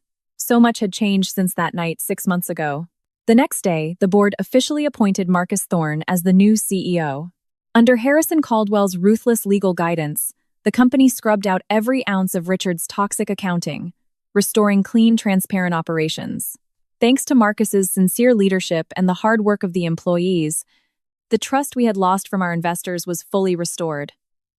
I remained the majority owner, but I stepped back from operations, leaving it entirely in Marcus's capable hands. Every time I read the stellar quarterly reports he sent me, I felt a deep warmth knowing my father's company was finally safe. Meanwhile, Richard met a thoroughly catastrophic end. The $2 million corporate loan defaulted onto him personally. Sterling Tech Solutions successfully sued him for the embezzlement, and the bank froze and seized every single asset he had to his name. My divorce filing went through flawlessly, and since the postnuptial agreement was thrown out due to extreme fraud, I legally forced the sale of the Winnetka estate and took my rightful half, plus a massive, court-ordered lump sum for Tyler's backdated child support. Richard was forced to file for personal bankruptcy. The FBI raided his remaining accounts for wire fraud and grand larceny. I heard through the grapevine that he took a plea deal to avoid federal prison and is currently serving 5 years of probation, living in a squalid studio apartment and working grueling day labor construction jobs just to buy groceries. Chloe Brentwood did not fare much better. The boyfriend who stole her $2 million vanished into the wind, leaving her completely bankrupt. Sued by the company for her role in the Shell Corporation, she was evicted from her luxury River North penthouse and publicly disowned by her parents. And Beatrice Vance, the woman whose entire life was built on arrogant pride, suffered the ultimate humiliation. When Richard's aggressive creditors began harassing her at her country club and her home, her social reputation was annihilated overnight. She was forced to sell her beautiful estate at a massive loss just to escape the debt collectors, and she is now living in a tiny spare bedroom in a distant relative's house out of state. Eleanor, I am so sorry. I was wrong. Please, just send me a little money, just this once. She actually had the audacity to call my cell phone a few months ago, crying and begging. I replied calmly, "Beatrice, why are you calling me? I am sure your genius, elite CEO son will take perfect care of you." I hung up and blocked her number. That was my final farewell to the people who had tortured my mind for 2 decades. "Mom?" Tyler took a bite of his cheese omelet and peered at my face. "Oh, sorry, sweetie. I was just zoning out." "What were you saying?" "About college. I think I want to apply to the undergrad business program at Northwestern." I blinked in surprise. Business? But you were talking about studying engineering just last month. Tyler scratched the back of his head, looking a little embarrassed, but then he looked me dead in the eyes. Yeah, but Uncle Marcus came to see me a few weeks ago. He told me the whole story. He told me how Grandpa built the company from nothing to help people, and how you risked everything to protect it and save the employees. Mom, someday, I want to build a company like Grandpa's, a place that actually protects people. The moment I heard those words, my throat tightened, and my vision blurred with hot tears. The weak, terrified boy who used to stare at the floor while his father screamed at him that he was a defective, useless parasite was gone forever. He was standing on his own 2 feet, looking firmly into his own bright future. Everything I fought for was worth it. I know you will be an incredible CEO, Tyler. I am going to support you every step of the way. I smiled through my tears, and Tyler nodded happily. I am heading out. With a bright, energetic voice, Tyler grabbed his backpack and walked out the front door. After watching him leave, I walked over to the window and leaned against the glass, looking up at the endless, crystal-clear blue sky over Chicago. Dad, I finally got my life back. I whispered in my heart, and I could have sworn I felt a warm breeze brush against my cheek, just like my father's gentle laugh. My name is Eleanor Sterling. I am 48 years old. I was once looked down upon as a powerless, clueless housewife, almost stripped of everything I loved. But today, I do not have to read anyone's mood to survive. Standing in the warm sunlight of my own home, I took a deep breath. Together with my son, I was finally walking on my own 2 feet, stepping firmly into a beautiful new life.